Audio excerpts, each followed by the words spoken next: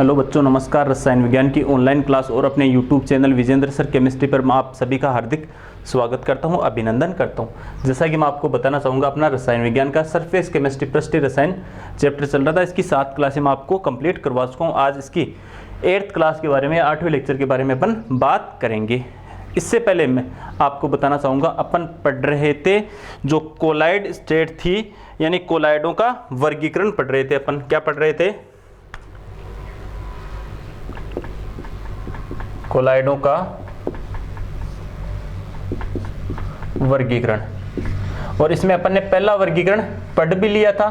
पहला वर्गीकरण था परीक्षित प्रावस्था और प्रक्षेपण माध्यम के मध्य बंधुता के आधार पर या आकर्षण बल के आधार पर। परीक्षित प्रावस्था और जो प्रक्षेपण माध्यम है उनके मध्य बंधुता के आधार पर, या फिर मैं बोलूं आकर्षण बल के आधार पर। और वो परीक्षित प्रावस्था और प्रक्षेपण माध्यम दो थे।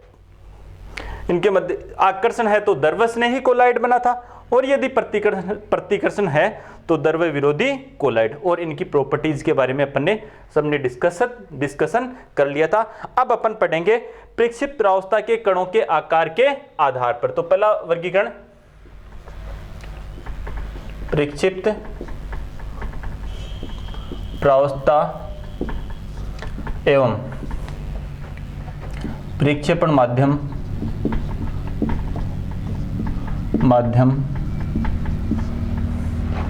के मध्य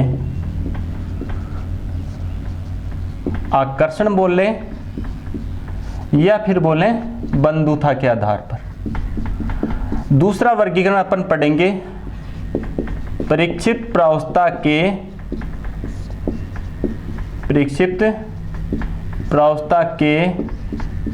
कणों के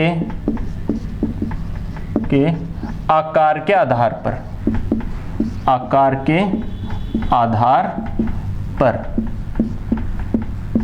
देखो, प्रक्षिप्त प्रावस्था के कणों के आकार के आधार पर अपन वर्गीकरण पढ़ रहे हैं। इस आधार पर यदि अपन देखते हैं तो कोलाइड दो प्रकार के होते हैं। एक होते हैं बहुआण्विक कोलाइड और एक होते हैं वृहद आणविक कोलाइड। कितने प्रकार के होते हैं? 2 प्रकार के। एक है, इस आधार पर कितने प्रकार के होते हैं कोलाइड? 2 प्रकार के। 2 टाइप हैं, 2 प्रकार के कोलाइड होते हैं। एक तो कौन सा है? बहुआण्विक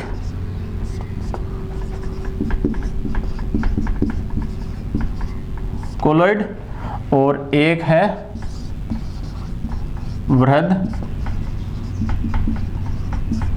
आणविक कोलाइड। एक तो है बहुआण्विक कोलाइड और एक है वृहद आणविक कोलाइड। कितने प्रकार के कोलाइड हैं? 2 प्रकार के। अब देखो, बहुआण्विक कोलाइडों में अपन पढ़ते हैं, इनमें कणों का आकार 10⁻⁷ सेंटीमीटर से भी छोटा। तो यहां पर कणों का आकार क्या है? 10⁻⁷ सेंटीमीटर से भी छोटा।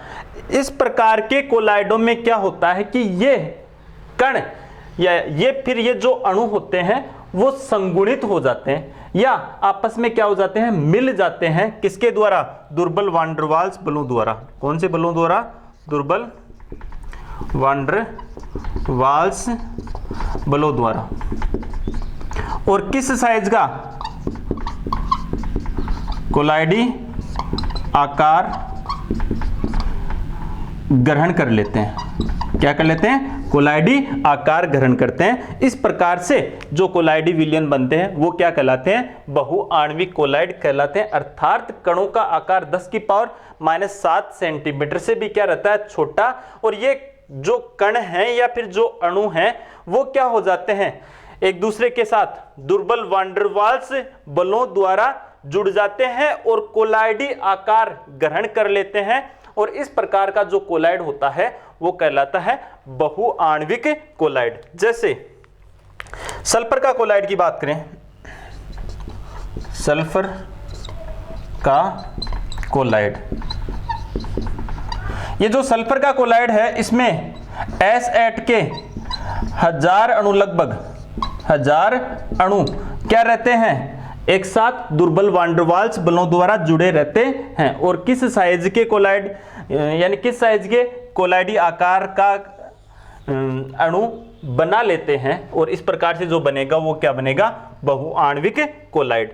या फिर सोने के सोल की बात करें अपन, सोने का सोल, अगर नहीं दिख रहा तो मैं बोल रहा हूं, सोने के सोल में बहुत सारे सोने के गोल्ड के परमाणु हैं, वो क्या होते हैं, दुर्बल वान डेर वाल्स बलों द्वारा क्या हो जाते हैं, बंधित हो जाते हैं और समूह के रूप में रहते हैं और किसका निर्माण करते हैं, बहुआण्विक कोलाइडों का निर्माण करते हैं। तो ये कौन से थे आपके, बहुआण्विक कोलाइड। अब ये कौन से हैं, वृहद आणविक कोलाइड। देखो जो वृहद आणविक कोलाइड होते हैं उनमें कणों का आकार तो क्या रहता है, बड़ा, कोलाइडी कणों से क्या रहता है, कणों का आकार बड़ा रहता है। इन्हें किसमें बदलना पड़ता है, यानी छोटा करना पड़ेगा, या फिर मैं कहूं इन्हें किसमें बदलना पड़ेगा, कोलाइडी आकार में इनको क्या करना पड़ेगा, परिवर्तित करना पड़ेगा, या फिर मैं कहूं क्या करना पड़ेगा, चेंज करना पड़ेगा। देखो इनमें क्या होता है, जो प्रक्षिप्त प्रावस्था के कण हैं, प्रावस्था के कण बोल सकते हैं, या फिर मैं कहूं अणु प्रक्षेपण माध्यम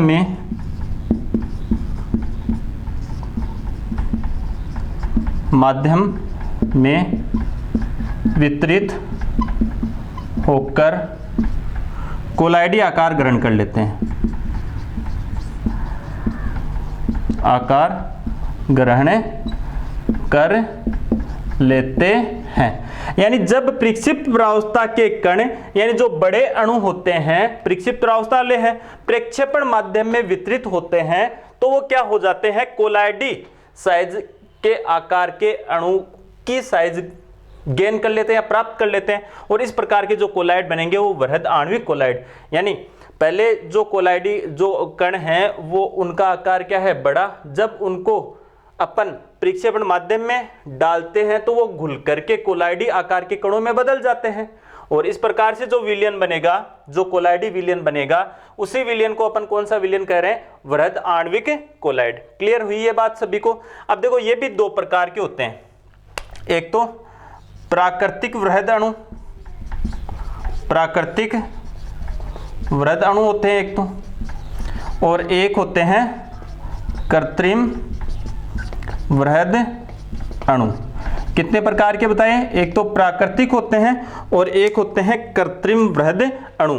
प्राकृतिक वृहद अणु कौन से होते हैं, जैसे स्टार्च, सेलुलोज,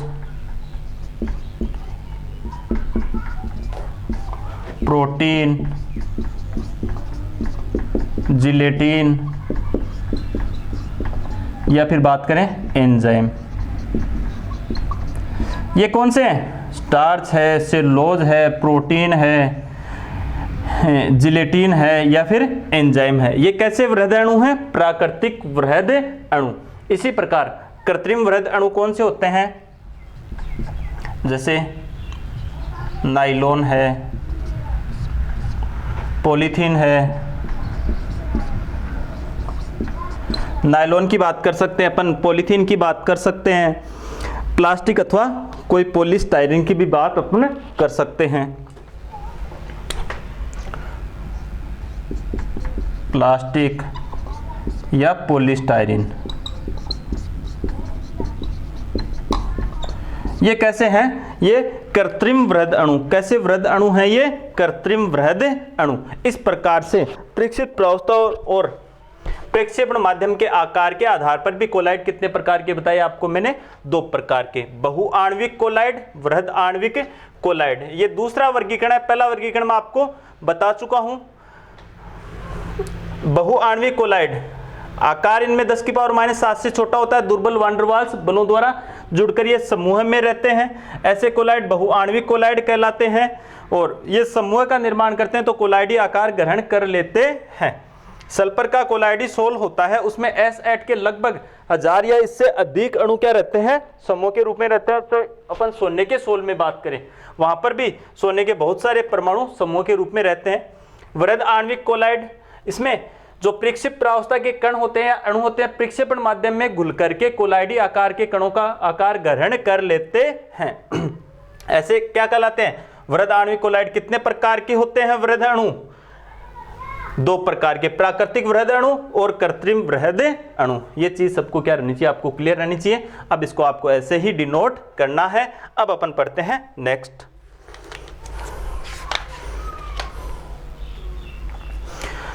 अब तीसरा है इनमें, ये सॉरी 3 प्रकार का था, ये 2 प्रकार मैंने बता दिए। तीसरा है संगुणित कोलाइड। कौन सा है? संगुणित कोलाइड। उसको अपन पढ़ते हैं अलग से। इसको हटा देता हूं।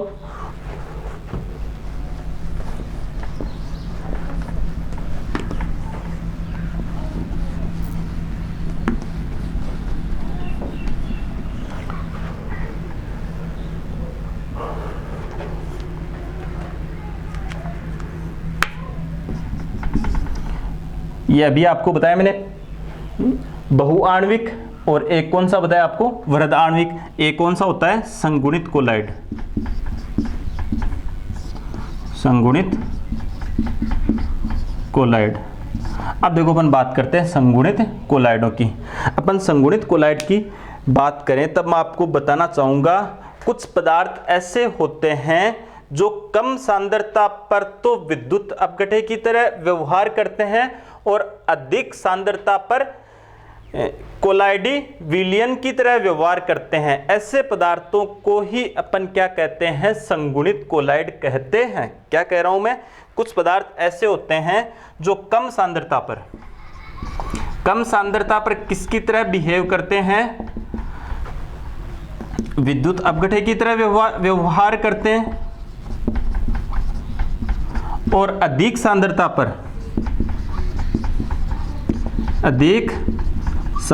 पर किसकी तरह व्यवहार करेंगे? कोलाइड की तरह व्यवहार करते हैं। कोलाइड की तरह व्यवहार करते हैं। ऐसे अणुओं को ही, ऐसे पदार्थों को ही अपन क्या कहते हैं? संगुणित कोलाइड कहते हैं। जैसे अपन बात करें सोडियम स्टीरेट साबुन की, उदाहरण स्वरूप अपन लें, जैसे उदाहरण सोडियम स्टीरेट।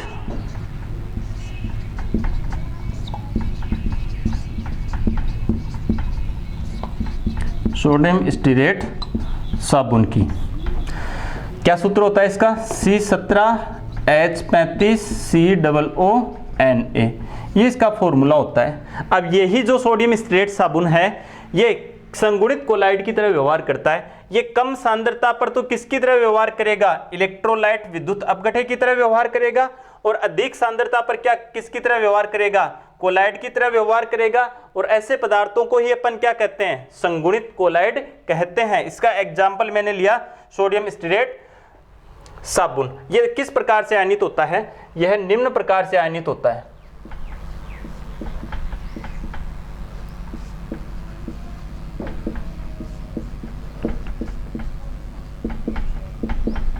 यह निम्न प्रकार से आयनित होता है। कैसे आयनित होता है देखना, ये C17H35COONA, C17H35COO-Na+, ये इस प्रकार से ये स्टीरेट आयन है, ये सोडियम आयन है, ये इधर है सोडियम स्टीरेट। अब मैं आपको बता चुका हूं ये कम सांद्रता पर तो किसकी तरह व्यवहार करता है? विद्युत अपघटन की तरह, और अधिक सांद्रता पर किसकी तरह व्यवहार करता है? कोलाइड की तरह व्यवहार करता है। और ऐसे पदार्थ या ऐसे जो अणु होते हैं उन्हीं को अपन क्या कहते हैं? संगुणित कोलाइड कहते हैं। अब देखो ये जो होते हैं अधिक सांद्रता पर कोलाइड कैसे बनाते हैं? देखो ये जो अणु होते हैं वो अधिक सांद्रता पर संगुणित हो जाते हैं। क्या कह रहा हूं मैं? अधिक सांद्रता पर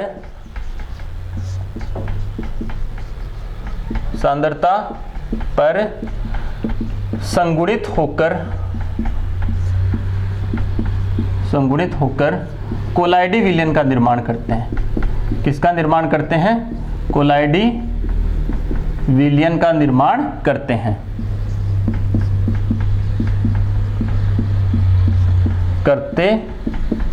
हैं। और ये जो संगुणित कोलाइड होते हैं, कौन से कोलाइड?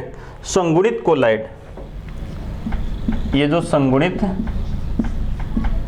कोलाइड होते हैं, इन संगुणित कोलाइडों को ही अपन क्या कहते हैं? मिसेल कहते हैं। या संगुणित कोलाइड ही किसका निर्माण करते हैं? मिसेल का निर्माण करते हैं। मिसेल का निर्माण करते हैं। कौन करते हैं मिसेल का निर्माण? संगुणित कोलाइड होते हैं, वो कोलाइड ही किसका निर्माण करते हैं? मिसेल का निर्माण करते हैं। तो संगुणित कोलाइड को कहते हैं अपन मिसेल। किसको कहते हैं? संगुणित कोलाइड। यानी वह पदार्थ जो अधिक सांद्रता में उपलब्ध होगा और क्या हो जाएगा? संगुणित हो जाएगा और कोलाइड बनाएगा, उसी को अपन क्या कह देते हैं? मिसेल। तो मैं कहूं एक बात, मिसेल का निर्माण एक निश्चित सांद्रता के ऊपर होता है, यानी एक सांद्रता, एक निश्चित सांद्रता चाहिए नहीं चाहिए, उस पर मिसेल का निर्माण हो जाएगा। यदि सांद्रता उससे कम रहेगी तो मिसेल का निर्माण नहीं होगा। वो जो सांद्रता होती है वो कहलाती है CMC, क्रांतिक मिसेल सांद्रण। क्या कहेंगे उसको? क्रांतिक मिसेल सांद्रण। उस सांद्रता को अपन क्या कहते हैं? क्रांतिक मिसेल सांद्रता या क्रांतिक क्रिटिकल मिसेज कंसंट्रेशन। यानी मिसेल का निर्माण एक निश्चित सांद्रता के ऊपर होता है। ऐसे लिखें, मिसेल का निर्माण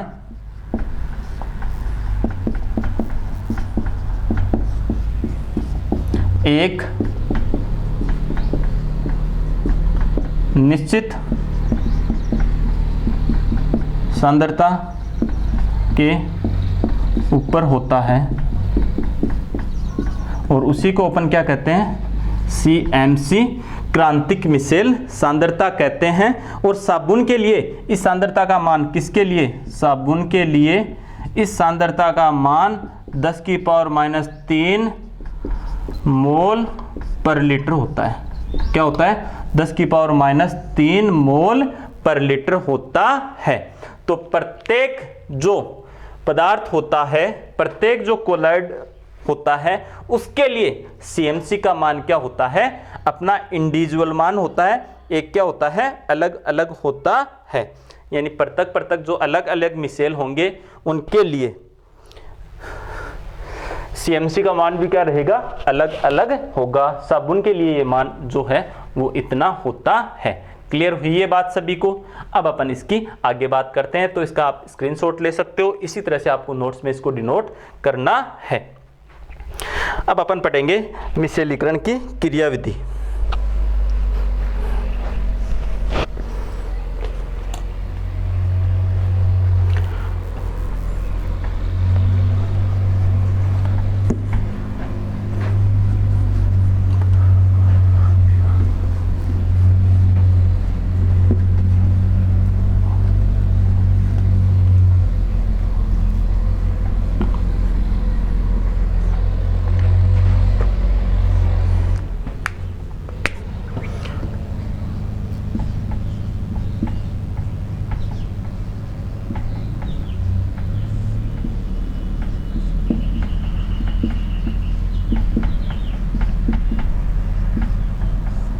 मिसेलीकरण की क्रियाविधि। देखो, मिसेलीकरण की क्रियाविधि में अपन पढ़ते हैं कि मिसेल का निर्माण, जो मिसेल होता है उस मिसेल का निर्माण ऐसे अणुओं से होता है जिनके दो भाग होते हैं। एक द्रवस्नेही भाग जिसको अपन कहते हैं जल स्नेही सिरा, और एक होता है द्रव विरोधी भाग। या मैं कहूं वे अणु जो मिसेल का निर्माण करते हैं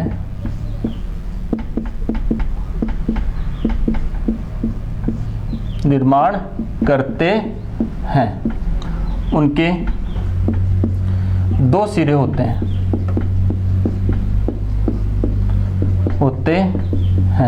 कौन कौन से? द्रव स्नेही सिरा, एक तो द्रव स्नेही सिरा और एक होता है द्रव विरोधी सिरा। द्रव विरोधी सिरा। और इस प्रकार के जो अणु होते हैं उनको कहते हैं अपन पृष्ठ सक्रिय अणु। कौन से अणु कहलाते हैं ऐसे अणु? पृष्ठ सक्रिय अणु कहलाते हैं, या फिर मैं कहूं ऐसे अणुओं को अपन क्या कहते हैं? पृष्ठ सक्रिय अणु कहते हैं। जैसे अपन बात कर रहे थे सोडियम स्टीरेट की, किसकी बात कर रहे थे? Sodium stearate. क्या था इसका फॉर्मूला? C17H35COONA।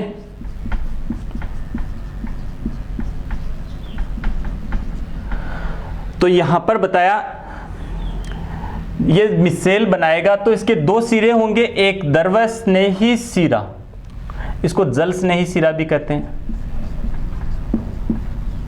इसको कहते हैं जल विरागी, इसको क्या कहते हैं? जल विरागी। जैसे अपन बात कर रहे हैं सोडियम स्टीरेट की, सोडियम स्टीरेट। अब देखो इसमें 17 कार्बन है, यहां पर कितने कार्बन दिखाई दे रहे हैं आपको? 17 कार्बन, यानी ये है C17H35COONA। इसका ये सिरा जो आपको दिख रहा है, ये सिरा है द्रव विरोधी। कौन सा सिरा है? द्रव विरोधी। या और ये सिरा जो है इसको अपन वैसे मैं बोल दूं, इसको आयनिक सिरा भी कहते हैं, आयनिक सिरा। इसको कहते हैं द्रव स्नेही, इसको सहसंयोजक सिरा कहते हैं। कौन सा? सहसंयोजक। जल विरागी भी कहते हैं इसको, जल विरागी सिरा। इसको शीर्ष भाग भी कहते हैं इसका, और इसका अपन पुच्छ भाग, ये छोड़ते हैं अपन एक बार, ये इनके नाम हैं। तो देखो ये जो सिरा है ये आयनिक सिरा है। कौन सा सिरा है? ये आयनिक सिरा। ये जो आयनिक सिरा होता है वो कौन सा होता है? जल में विलय। आयनिक यौगिक जल में विलय होते हैं, तो आयनिक सिरा क्या होगा? जल में विलय। और ये क्या होगा? जल में अविलय।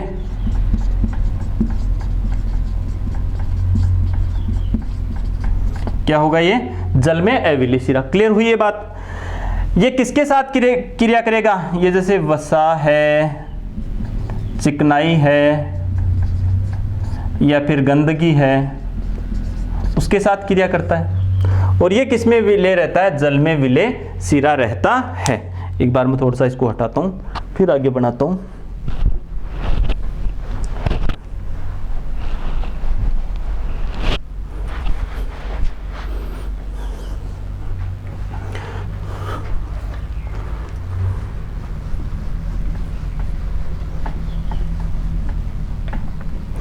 अब देखो जब अपमार्जन की क्रिया होती है, मिश्रीकरण की क्रियाविधि पढ़ रहे थे, और मिश्रीकरण की क्रियाविधि द्वारा ये क्या होता है? अपमार्जन होता है। ये जो अपमार्जक है, अपमार्जन की क्रिया किसके द्वारा करता है? मिश्रीकरण की क्रिया द्वारा। अब देखो इस तरह के सिरे जब बहुत सारे ये अणु बहुत सारे एक जगह इकट्ठे हो जाते हैं तो किसका निर्माण हो जाता है? इनका संगुणन हो जाता है, तो किसका निर्माण होता है? मिसेल का निर्माण हो जाता है। जैसे इसको अपन ऐसे बनाएं, इसको कहते हैं ध्रुवीय सिरा। इसी सिरे को, आयनिक सिरे को ध्रुवीय सिरा कहते हैं, क्योंकि ध्रुव बन जाते हैं, ये माइनस और ये प्लस, ध्रुवीय सिरा। या फिर इसको क्या कहते हैं? जल स्नेही सिरा, या इसको कहते हैं अपन शीर्ष। इसको कौन सा? सहसंयोजक सिरा।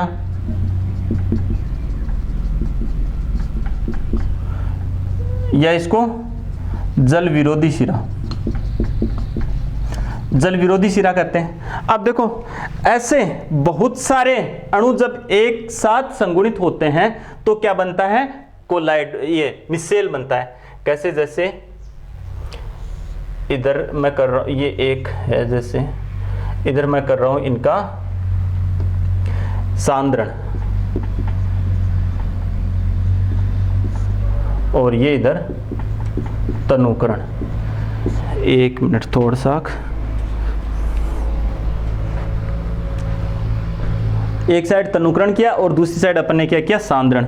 तो सांद्रण करने पर तो क्या बनता है, संगुणित कोलाइड, और संगुणित कोलाइड ही मिसेल बनाते हैं। पीछे अपन बात करके आ चुके, जैसे कैसे बनाते हैं, ये इनकी ये रहते हैं,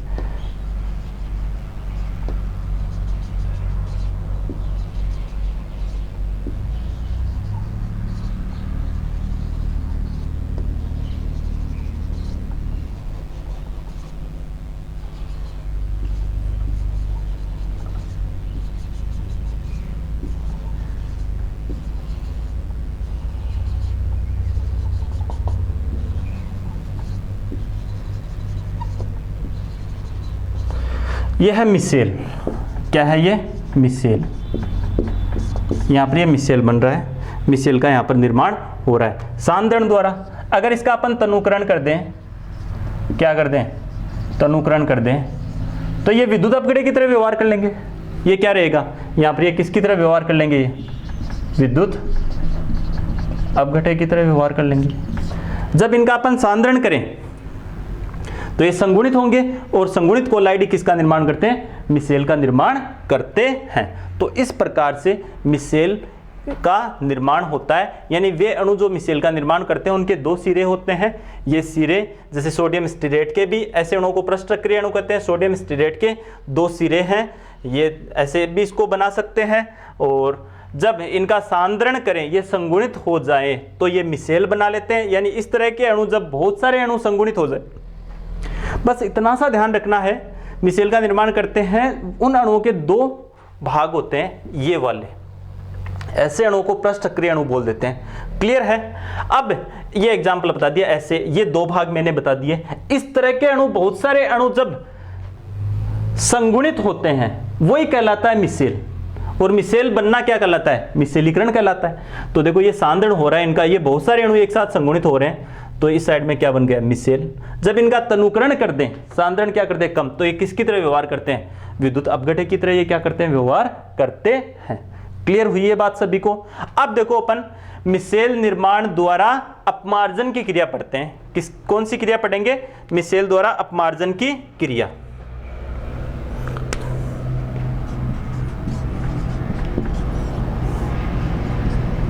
मिसेल द्वारा अपमार्जन की क्रिया। मिसेल का निर्माण होने पर अपमार्जन किस प्रकार से होता है उसके बारे में अपन पढ़ेंगे। देखो मिसेल निर्माण द्वारा अपमार्जन कैसे होता है, जैसे अपन बात करें, ये मान लो गंदगी अथवा मेल है कपड़े की सतह पर, ठीक है, और ये है, इसको अपन किस में डालते हैं, विलयन में डालते हैं, और इसमें अपन साबुन डालते हैं। क्या डालते हैं, साबुन। साबुन में ये अणु रहते हैं,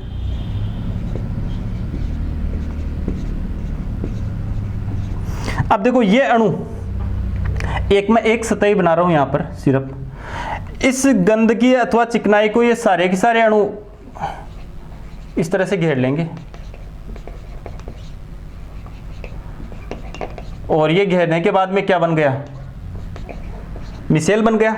अब देखना आप यहां पर इसका जो पूंछ वाला सिरा है, कौन सा सिरा, ये शीर्ष सिरा, और ये कौन सा है, पूंछ वाला सिरा, टेल वाला। ये कौन सा है, सहसंयोजक, ये गंदगी इत्यादि के साथ क्रिया करता है। ये गंदगी थी, इसके साथ क्रिया कर ली, इसने बॉन्डिंग हो गई यहां पर। और ये सिरा जो है, ये सिरा, ये जो ध्रुवीय सिरा था, आयनिक सिरा था, वो जल में घुला हुआ है।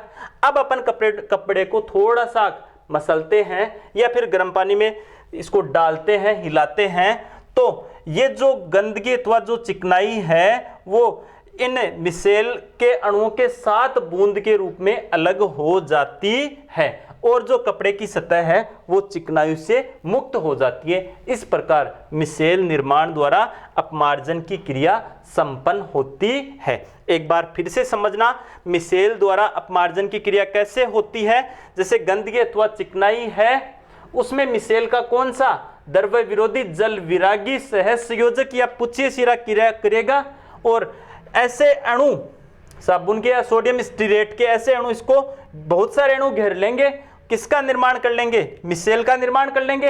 अब अपन थोड़ा सा कपड़े को मसलते हैं या गर्म पानी में डालते हैं तो ये जल के हिलने के साथ साथ ये सभी के सभी अणु इस चिकनाई के साथ बॉन्डिंग बना लेंगे और इसको बाहर कपड़े की सतह से ले आएंगे और ये गंध की बूंद के रूप में क्या हो जाएगी, यहाँ पर अलग हो जाएगी और जो सतह है वो चिकनाई से क्या हो जाएगी, मुक्त। तो इस प्रकार से मिसेल निर्माण द्वारा अपमार्जन की क्रिया क्या होती है, संपन्न होती है। ये चीज भी आप सभी को क्या रहनी चाहिए, क्लियर रहनी चाहिए। तो ये मिसेल वाला टॉपिक और मिसेल द्वारा अपमार्जन की क्रिया भी मैंने आपको कंप्लीट करवा दी है। अब इसको आप इसी तरह से आप अपने नोट्स में इसको डिनोट करना है। अब अपन पढ़ेंगे कोलॉइड निर्माण की विधियां, कोलॉइड विलयन बनाने की विधियां।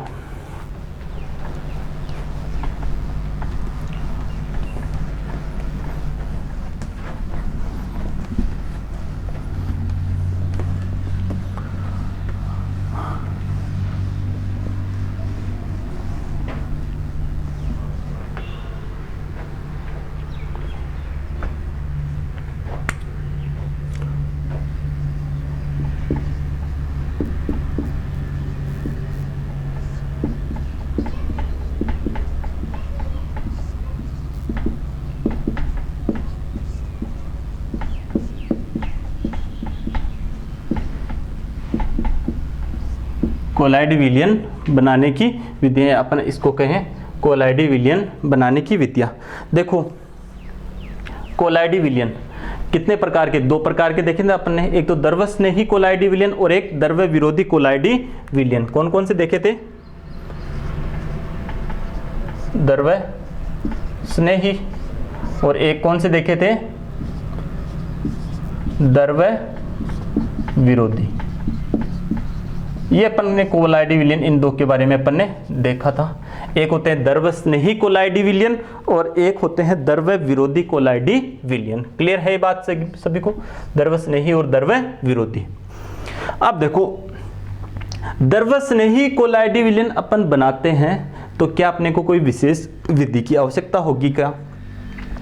इनको बनाते समय अपन क्या करते हैं, प्रक्षेप प्रावस्था को प्रक्षेपण माध्यम में डालते हैं और थोड़ा सा हिलाते हैं और जो कोलॉइड विलयन है वो अपने को प्राप्त हो जाता है। तो यहाँ पर अपने को किसी विशेष विधि की आवश्यकता नहीं होती है द्रव स्नेही कोलॉइड विलयन बनाने में। तो यहाँ पर अपन एक ही लाइन लिखेंगे, यहाँ पर विशेष विधि की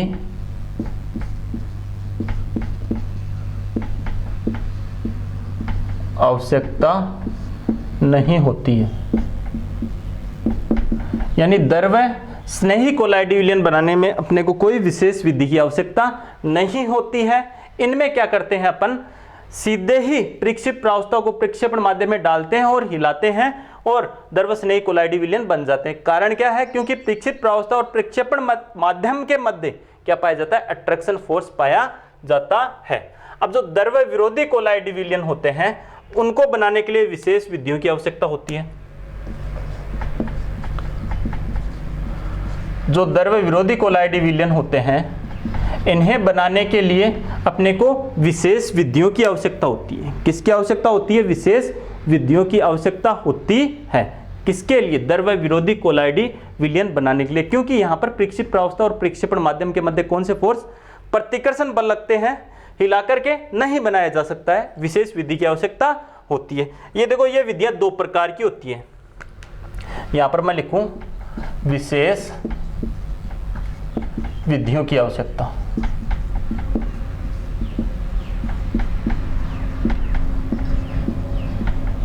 और ये विधियां कितने प्रकार की होती है, दो प्रकार की। एक तो कौन सी होती है, प्रक्षेपण विधियां,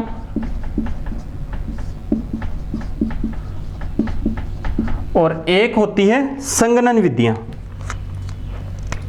दूसरी कौन सी होती है, संगणन विधियां। तो एक तो प्रक्षेपण विधियां होती है और एक होती है संगणन विधियां। देखो जो प्रक्षेपण विधियां होती है उसमें बड़े आकार के कणों को छोटे आकार के कणों में तोड़ा जाता है। संघनन विधियों में छोटे आकार के कणों को मिलाकर के बड़े आकार कोलाइडी आकार में इनको बदला जाता है। यहां पर ये बड़े आकार के कण रहते हैं, इनको कोलाइडी आकार में बदला जाता है, छोटे आकार में बदला जाता है। तो द्रव विरोधी कोलाइडी विलयन बनाने की दो प्रकार की विधियां प्रचलित है, एक है प्रक्षेपण विधियां और एक कौन सी है, संघनन विधियां। अब अपन पढ़ेंगे प्रक्षेपण विधियों में सबसे पहली विधि है यांत्रिक प्रक्षेपण। कौन सी है, यांत्रिक प्रक्षेपण है। और एक है ब्रेडिंग आर्क विधि, ब्रेडिंग आर्क विधि। इन दो विधियों के बारे में अपन इनमें पढ़ेंगे। देखो जो यांत्रिक प्रक्षेपण विधियां हैं, प्रक्षेपण विधियां हैं, इसमें मैंने आपको बताया दो विधियां हैं, और एक विधि यांत्रिक प्रक्षेपण, दूसरी आपको बताई ब्रेडिंग आर्क विधि, या इसको विद्युत प्रक्षेपण के नाम से भी अपन जानते हैं।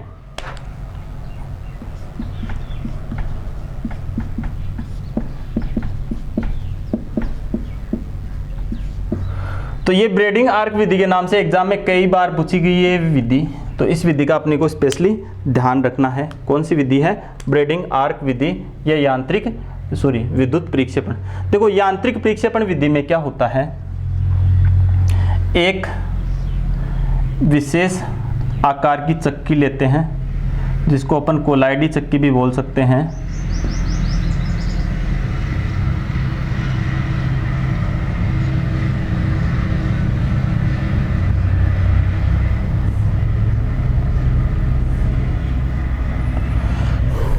अब देखो एक विशेष आकार के अपन जो चक्की लेते हैं उसको अपन क्या बोलते हैं, कोलाइडी चक्की।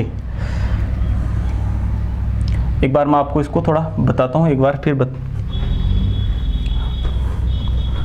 देखो यांत्रिक जो प्रक्षेपण विधि है, इसमें जो बड़े आकार के कण होते हैं उनको पहले छोटे आकार के कणों में तोड़ लिया जाता है और उनका एक निलंबन तैयार कर लिया जाता है। उसके बाद में उनको एक विशेष चक्की जिसको कोलाइडी चक्की कहते हैं उसमें डाला जाता है, और कोलाइडी चक्की में दो विपरीत दिशा में घूमने वाले पार्ट रहते हैं, और उन पार्टों के मध्य जो निलंबक के कण आते हैं और वो पिसने पर कोलाइडी आकार के कणों में परिवर्तित हो जाते हैं। अब इसकी मैं आपको इसका डायग्राम बना करके बता देता हूँ। ये स्थिति इसमें क्या रहती है।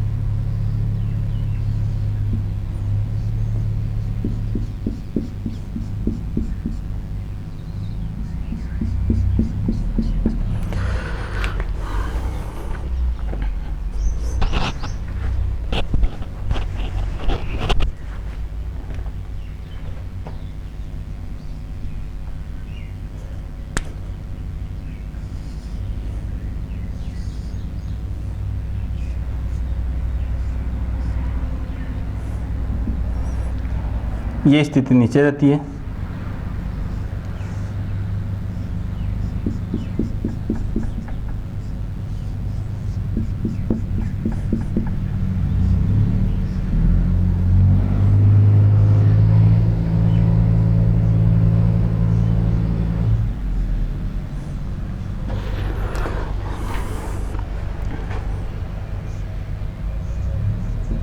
यहाँ से डालते हैं निलंबन, और ये है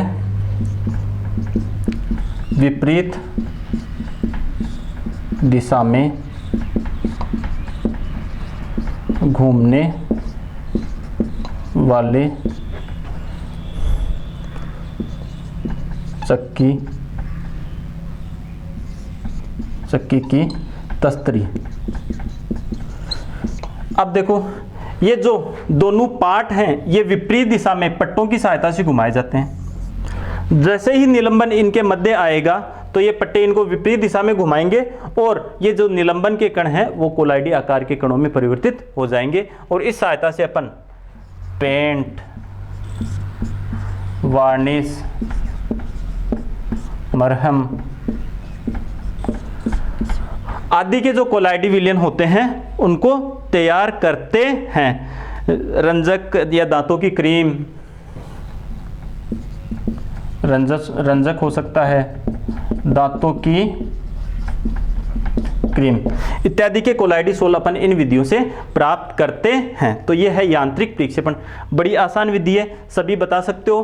क्या करा जाता है, पहले जिस पदार्थ का कोलाइडी विलयन बनाना होता है उसको छोटे छोटे टुकड़ों में तोड़ करके उसका निलंबन तैयार कर लिया जाता है और उस निलंबन को एक विशेष आकार की चक्की, जिसको कोलाइडी चक्की कहते हैं, उसमें डाला जाता है। कोलाइडी चक्की में दो विपरीत दिशा में घूमने वाले पार्ट होते हैं और जिनको पट्टों की सहायता से विपरीत दिशा में घुमाया जाता है। यहाँ पर निलंबन डालते हैं और विपरीत दिशा में घूमने वाले पार्टों के मध्य जब वह निलंबन आता है तो वह कोलाइडी आकार में बदल जाता है।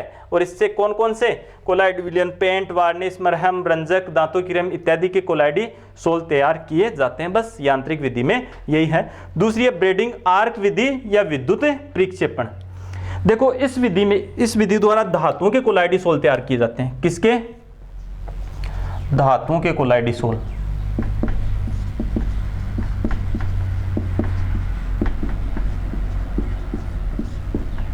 कोलाइडी सोल और धातुओं के किसके? सोने के, चांदी के, तांबे के या फिर प्लेटिनम के। और इनमें स्थायी कारक के रूप में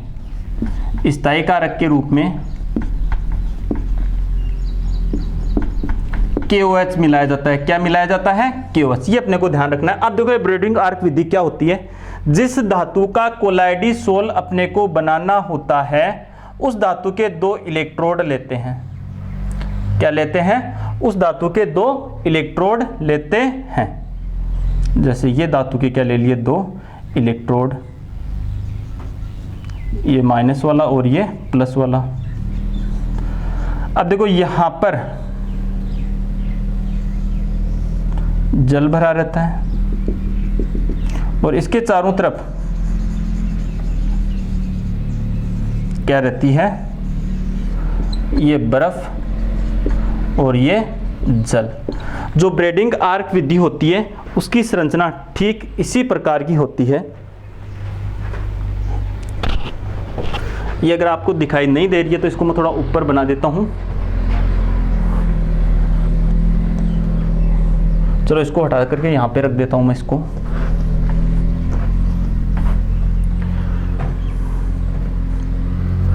इसमें आपको मैंने बताया जिस धातु के कोलाइडी सोल बनाए जाते हैं उसके दो इलेक्ट्रोड लिए जाते हैं। ये जैसे प्लस वाला, ये माइनस वाला, और यह है जल। और इसके यहाँ पर चारों तरफ क्या भर दी जाती है? यह है बर्फ, यह है धातु के इलेक्ट्रोड और यहाँ पर क्या उत्पन्न होती है? आर्क उत्पन्न होती है। इस तरह की स्थिति रहती है। जैसे ही इनमें विद्युत धारा प्रवाहित करते हैं ये आर्क उत्पन्न होगी। आर्क उत्पन्न होने पर यहाँ पर धातु किस अवस्था में बदल जाएगी? वाष्प अवस्था में। और जैसे ये ठंडे जल के संपर्क में आएगी क्या होगी? संघनित होगी। और जब संघनित होगी तो धातु के कणों का आकार कोलाइडी आकार के कणों के समान ही रहता है। इस प्रकार से ब्रेडिंग आर्क या विद्युत प्रक्षेपण द्वारा इन धातुओं के कोलाइडी सोल बना लिए जाते हैं और इनमें स्थायी कारक के रूप में किसका प्रयोग किया जाता है? KOH का प्रयोग किया जाता है। ये थी आपकी कौन सी? ब्रेडिंग आर्क विधि। बता सकते हो सभी। जिस धातु का कोलाइडी सोल या कोलाइडी विलयन बना होता है उसके दो धातु इलेक्ट्रोड लेते हैं और उनको इस विलयन में डुबोते हैं और बाहर की तरफ क्या भर देते हैं? बर्फ भर देते हैं। जैसे इसमें विद्युत धारा प्रवाहित करते हैं तो आर्क उत्पन्न होगी। देखो बर्फ क्यों भरते हैं? क्योंकि ये विलयन ठंडा हो और ये आर्क उत्पन्न होने पर धातु की क्या बनती है? वाष्प। और वो वाष्प ठंडे विलयन के संपर्क में आएगी तो क्या होगी? संघनित होगी।